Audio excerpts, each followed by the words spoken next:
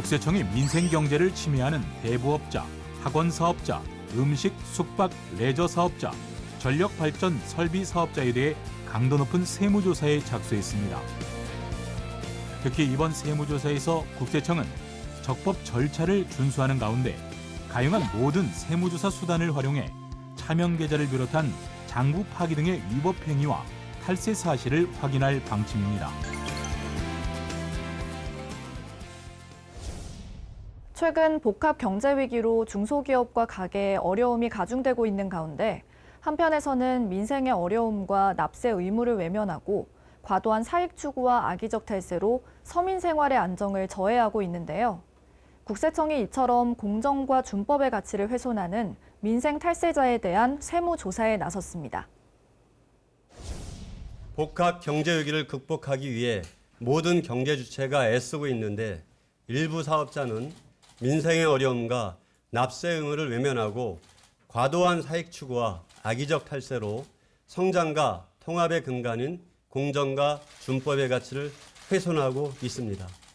이에 민생 경제를 침해하는 대부업자, 학원 사업자, 음식, 숙박, 레저 사업자, 전력 발전 설비 사업자에 대해 강도 높은 세무조사에 착수하였습니다.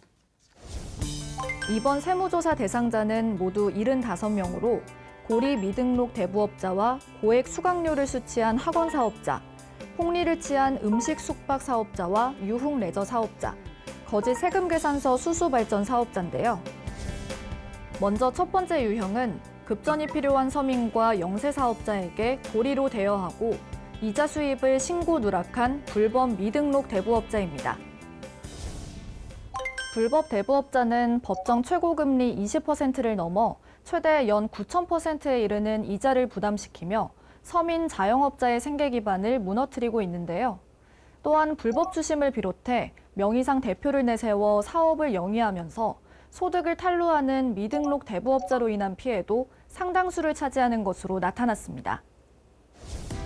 두 번째 유형은 현금 매출을 신고 누락하고 편법 증여한 학원 사업자로 정규 수업료 외에 고액의 특강료와 교재비를 현금으로 받으며 신고 누락한 학원 사업자, 자녀 명의 특수관계법인을 기존의 거래관계에 끼워 넣어 특수관계법인의 이익을 분여하고 자녀에게 편법 증여한 학원 사업자가 포함되어 있습니다.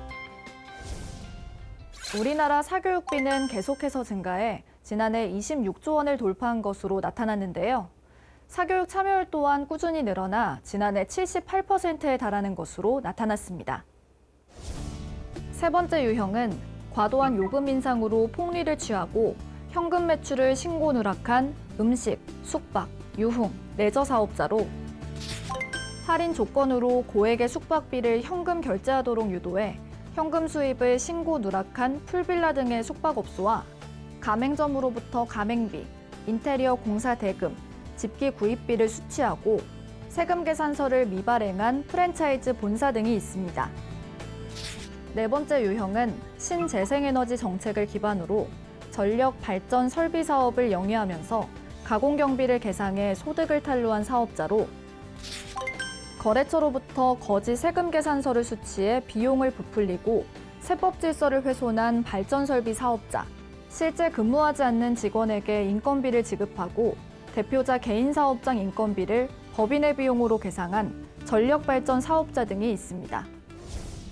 국세청은 2019년부터 2021년까지 총 540명의 민생 탈세자에 대한 세무조사를 실시하여 총 6,146억 원의 세금을 추징하였습니다.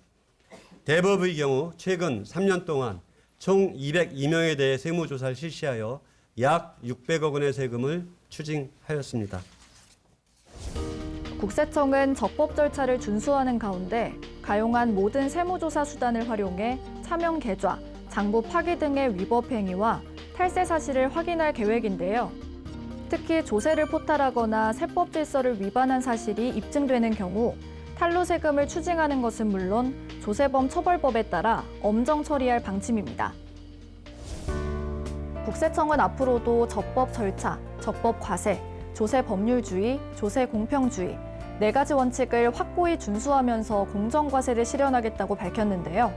특히 불법과 폭리로 서민 생활의 안정을 저해하는 민생 탈세자에 대해서는 조사 역량을 한층 더 집중해 공정과 준법의 가치를 세워나갈 계획이라고 하니까요. 모쪼록 서민 생활 안정에 도움이 되길 기대하겠습니다.